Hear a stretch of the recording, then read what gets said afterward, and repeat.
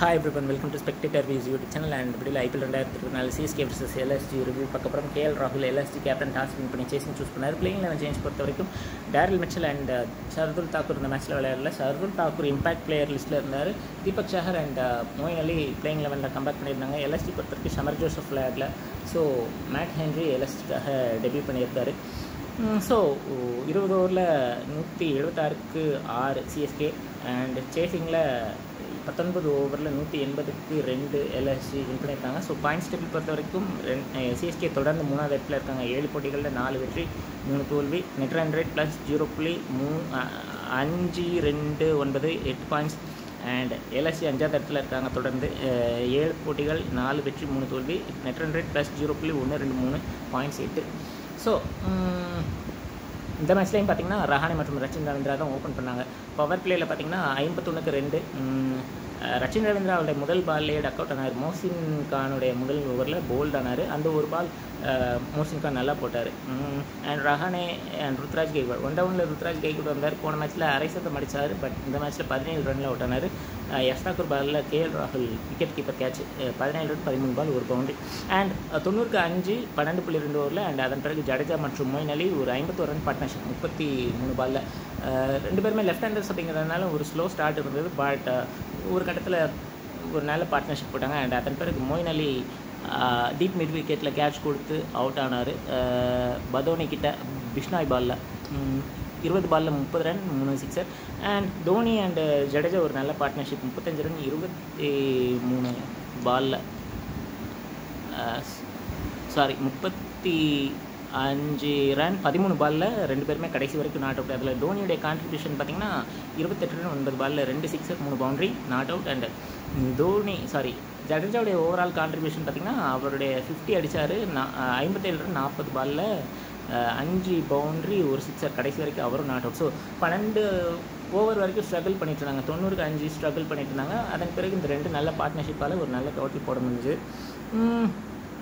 Bowling side பொறுத்த வரைக்கும் கொஞ்சம் எல்லா பவுலர்ஸும் எக்ஸ்பென்சிவாக இருந்தாலும் குருணால் பாண்டியா தவிர்த்து எல்லாருமே எக்ஸ்பென்சிவ் தான். பட் ஸ்டில் ரெகுலர் இன்டர்வல்ஸில் டாப் ஆர்டர் விக்கெட்ஸ் எல்லாத்தையும் எடுத்தாங்க. ஃபீல்டிங் பொறுத்த வரைக்கும் விக்கெட் கீப்பர் கேப்டன் KL ராகுல் நல்லா கேட்சஸ் அண்ட் ஸ்டம்பிங் பண்ணார். பதோனி ஒரு கேட்ச் பிடிச்சார். அண்ட் QDK அண்ட் KL ராகுல் 135 ரன் 34 ரன் பார்ட்னர்ஷிப் 15 ஓவரில் கிட்டத்தட்ட அவங்க தான் மேட்ச் ஃபினிஷ் பண்ணாங்க. பட் ஒரு கட்டத்தில் ஓப்பனர்ஸ் 2 பேருமே அவுட் ஆகிட்டாங்க. QDK 57 ரன் 43 பால் ஃபிஸ் பாலில் தோனி கேட்ச். அண்ட் KL ராகுல் 82 ரன் நெட் ரன் ரேட்காக சீக்கிரமாக முடிக்க ட்ரை பண்ணார். 82 ரன் 53 பால் 10 ரனா ஜடேஜா கிட்ட ஆஃப் சைடில் கேட்ச் கொடுத்து 10 ரனா பவுலிங்கில் ஜடேஜா கிட்ட ஆஃப் சைடில் கேட்ச் கொடுத்து அவுட்னார். அண்ட் பூரன் மேட்சை ஃபினிஷ் பண்ணார். ஆஃப் சைடில் பவுண்டரி அடிச்சு 23 ரன் 12 பால் 3 பவுண்டரி ஒரு சிக்ஸர். அண்ட் ஸ்டாயினிஸ் அது 2ல் 8 ரன் நாட் அவுட் 7 பாலில் ஒரு பவுண்டரி. ஸோ CSK பவுலர்ஸும் கொஞ்சம் எக்ஸ்பென்சிவாக இருந்தாங்க. 6 பவுலர்ஸும் யூஸ் பண்ணியிருக்காங்க. ஸோ இதில் CSK அண்ட் LSG செஞ்ச விஷயங்கள் அப்படின்னு பார்க்கும்போது டாஸ் நம்ம கையில் இல்லை. ஸோ பேட்டிங் பொறுத்த வரைக்கும் நல்லா பண்ணியிருக்காங்க. பட் என்னென்னா டாப்பில் 90க்கு 5 அப்படின்ற நிலைமையில் ரிஸ்வியை இம்பேக்ட் பிளேயராக ஃபஸ்ட் இன்னிங்ஸ்லேயே கொண்டு வந்துட்டாங்க. பட் அந்த இடத்துல தோனியை கொஞ்சம் ஏர்லியராக கொண்டு வந்திருக்கலாம். ரைட் லெஃப்ட் காம்பினேஷன்ஸ் மெயின்டைன் பண்ணியிருக்கலாம். பட் நிறைய இடத்துல பார்த்தீங்கன்னா லெஃப்ட் ரைட் காம்பினேஷன் மெயின்டைன் பண்ணாமல் ஜடேஜா கூட நிறைய லெஃப்ட் ஹேண்டர்ஸையே பேட்டிங் பண்ண வச்சாங்க. இது ஜடேஜாவுடைய பேட்டிங்கையும் பாதிச்சுது, மொயின் அலியுடைய பேட்டிங்கையும் பாதிச்சுது. கொஞ்சம் லேட்டாக ரன் எடுக்கிற மாதிரி இருந்தது. ஸோ தோனி அந்த இடத்துல கொஞ்சம் ஏர்லியராக வந்திருந்து லெஃப்ட் ரைட் காம்பினேஷன் மட்டும் இல்லாமல் டீமுக்கு இன்னும் கொஞ்சம் ரன்னும் கிடச்சிருக்கும். ஸோ அதை தவிர விட்டாங்க.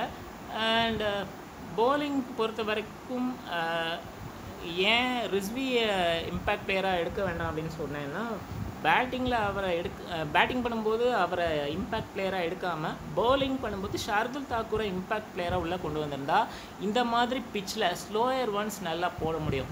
ஏன்னா பவுன்ஸ் நல்லா இருக்குது. பட் பேஸ் இல்லை இந்த பிச்சில்.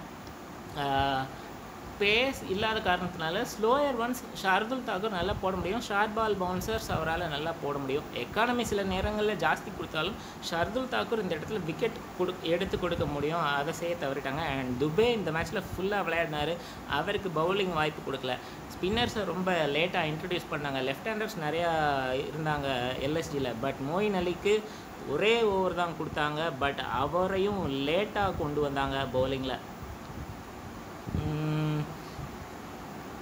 மொயின் அலியை ஒரே ஓவரில் முடிச்சிட்டாங்க. லேட்டாக கொண்டு வந்தாங்க. ஜடேஜாக்கு ஒரு கேட்ச் மிஸ் ஆச்சு.